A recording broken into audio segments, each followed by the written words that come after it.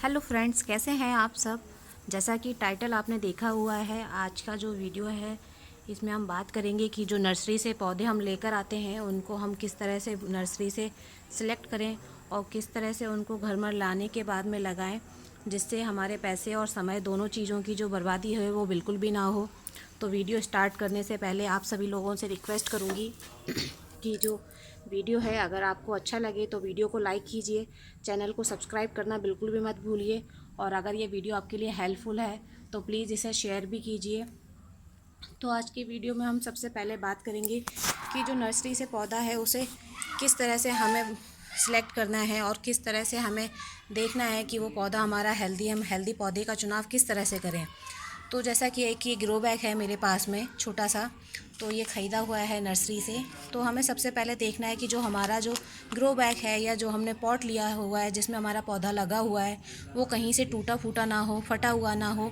क्योंकि अगर पॉट या जो ग्रो बैग है वो टूटा या फटा हुआ होगा तो उसमें अच्छे से पानी ठहरेगा नहीं, और पानी जब पौधे को अच्छे से नहीं मिलेगा तो पौधा जो है वो अच्छे से ग्रो भी नहीं करेगा।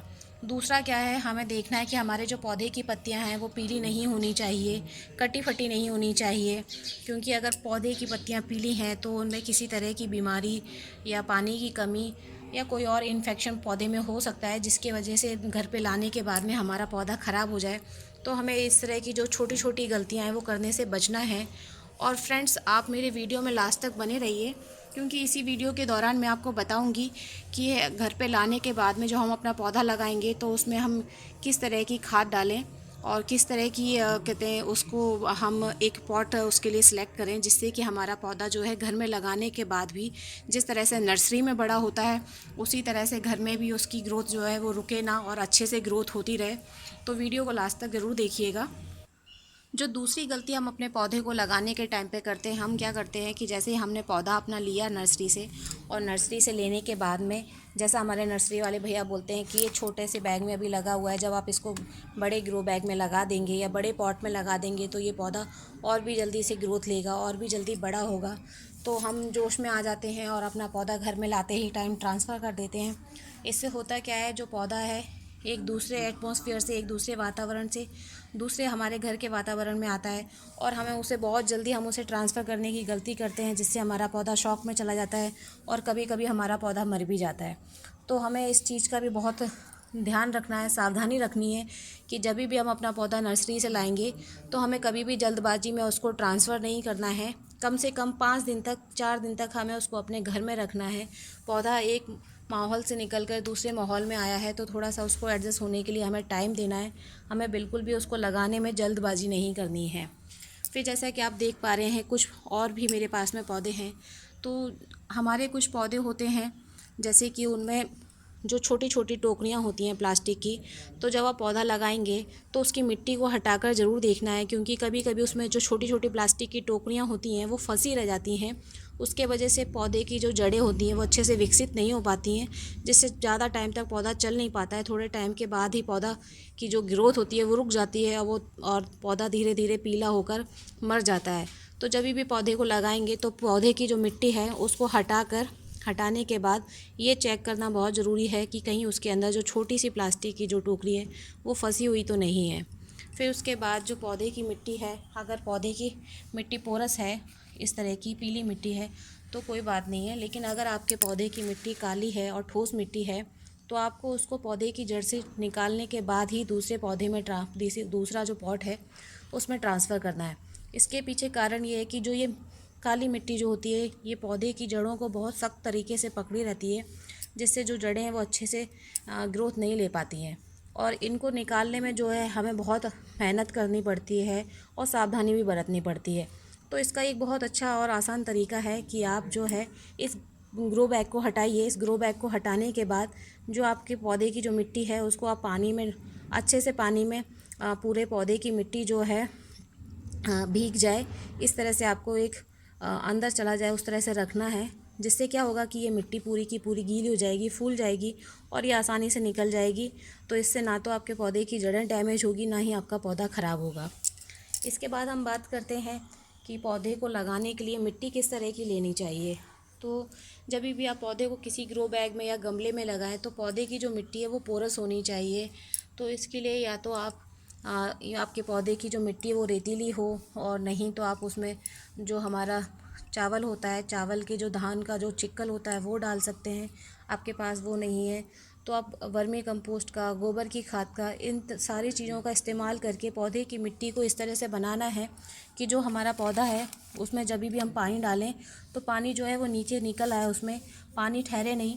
पानी ठहरने से क्या होता है कि पौधे की जो जड़ें हैं वो ख़राब हो जाती हैं, और जड़ें ख़राब होने की वजह से पौधा ख़राब हो जाता है।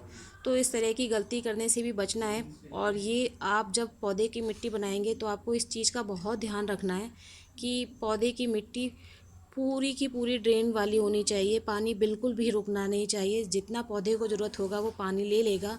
एक्स्ट्रा वाटर अगर पानी में पौधे में रहेगा तो पौधा डेफिनेटली ख़राब हो जाएगा। तो इस तरह की हमें गलती बिल्कुल भी नहीं करना है। फिर उसके बाद में हम ये देखेंगे कि जो हमारे पौधे हैं उसके लिए हमें गमला कैसा लेना है। अभी जैसे कि आप देख पा रहे हैं मेरे पास में ये अकेशिया पाम है, और हम सब जानते हैं कि ये जो पौधे हैं ये काफ़ी लंबे और घने हो जाते हैं, बड़े हो जाते हैं। और इसका जैसे कि आप देख पा रहे हैं कि ये छोटे से ग्रो बैग में है, और अगर हमें मालूम है कि ये बड़ा हो जाता है तो इसका ये मतलब बिल्कुल भी नहीं है कि इसके लिए हम बहुत बड़ा पॉट ले लेंगे। जितना बड़ा पौधा है आपका, आपको उसके हिसाब से ही पॉट लेना है। जैसे कि मैं ये पॉट अगर इसके लिए लूँगी तो अच्छा होगा, और अगर मैं ये पॉट लूँगी तो भी अच्छा होगा। लेकिन अगर मैं इन दोनों से ज़्यादा बड़ा पॉट इसके लिए लूँगी तो वो इसके लिए बिल्कुल भी अच्छा नहीं होगा। क्योंकि जब हम ज़्यादा बड़े पॉट में अपने प्लांट को ट्रांसफ़र करते हैं तो उससे होता ये है कि ज़्यादा बड़ा पॉट होता है तो उसमें ज़्यादा खाद की मात्रा और ज़्यादा पानी की मात्रा हम उसमें डालते हैं, जो कि गमले की ज़रूरत हो जाती है, पौधे की ज़रूरत बिल्कुल भी नहीं होती है। तो जब भी आप अपने पौधे को लगाएं तो एक पौधे का हाइट देखें, पौधे का साइज़ देखें कि आपका पौधा किस तरह के पॉट में परफेक्ट है। ज़्यादा बड़े पॉट में कभी भी पौधे को ना लगाएं। इससे क्या होगा कि आपका पौधा ख़राब हो जाएगा, और जब आपका पौधा और बड़ा हो जाए तो उसको फिर से रीप्लांट करें, लेकिन उसको बहुत बड़े पॉट में लगाकर ना छोड़ें जिससे पौधा डैमेज हो जाए, क्योंकि ज़्यादा खाद की वजह से भी पौधे कभी कभी ख़राब हो जाते हैं। अब गमले की मिट्टी तैयार कर ली हमने, पॉट तैयार कर लिया। अब मिट्टी में खाद की मात्रा के बारे में हम बात करते हैं। तो जो मिट्टी में खाद की मात्रा है तो वो आपको थोड़ी ही खाद की मात्रा डालनी है। ज़्यादा मात्रा डालने से पौधा ख़राब हो जाता है। और जैसे हमारे इंडोर प्लांट्स हैं तो इसके लिए हम कुछ अलग तरह की खादों का इस्तेमाल करते हैं, और जो हमारे वेजिटेबल प्लांट्स होते हैं इनके लिए हम अलग खाद की मात्रा का ध्यान रखते हैं। लेकिन अगर आप बिगनर हैं और आपको खाद के बारे में ज़्यादा जानकारी नहीं है तो आप निश्चिंत रहिए, आप गोबर की खाद और वर्मी कंपोस्ट का इस्तेमाल कर सकते हैं। ये दोनों ही खादें जो हैं बिल्कुल सुरक्षित हैं, ऑर्गेनिक हैं, और ये आपके पौधे को किसी भी तरह का नुकसान नहीं पहुंचाएंगी, और इससे ना ही आपके पौधों को कोई नुकसान होगा। तो और इसके बाद में आपका जो पॉट है, जैसे कि मैंने ये पौधा बताया है, इसमें एक रेशियो है कि अगर आप एक मुट्ठी खाद इसमें डालेंगे तो ये पौधे के लिए सफिशिएंट होगी। फिर आपका पौधा जितना बड़ा है उसके हिसाब से आप खाद की मात्रा को कम या ज़्यादा कर सकते हैं। अब बात करते हैं कि पौधे को लगाने के बाद में हमें किस तरह के एटमॉस्फेयर में या कितनी धूप या छांव में उसको रखना है।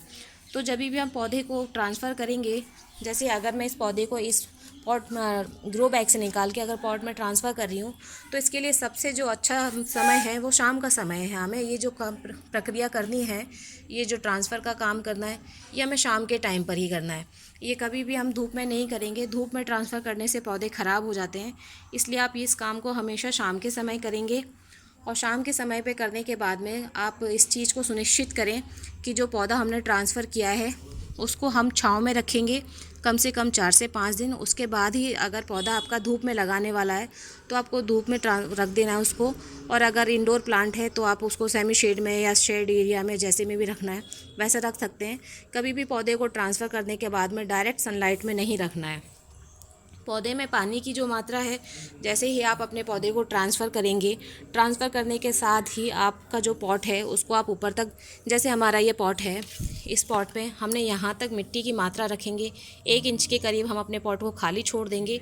उसके बाद में जैसे ही हमने अपना पौधा लगा दिया, यहाँ तक हमारी मिट्टी की मात्रा है तो हम अपने पॉट को पूरा ऊपर तक पानी से भर देंगे, जिससे जो पानी की मात्रा पॉट को चाहिए होगी वो प्रॉपर पानी की मात्रा इसको मिल जाएगी। और जब भी आप पॉट लेंगे तो देखिए जैसे कि इसमें अभी छेद नहीं है, ये नया ख़रीदा हुआ पॉट है, तो आपको इसमें होल करना बिल्कुल भी नहीं भूलना है, क्योंकि जब पॉट के अंदर छेद नहीं होगा या आपने होल नहीं किया होगा तो पानी इसमें ठहरता रहेगा और एक टाइम के बाद में इसमें फंगस भी लग जाएगा, फफूंदी लग जाएगी और पौधे की जड़ें पानी की वजह से अंदर ही अंदर सड़ने और गलने लग जाएंगी।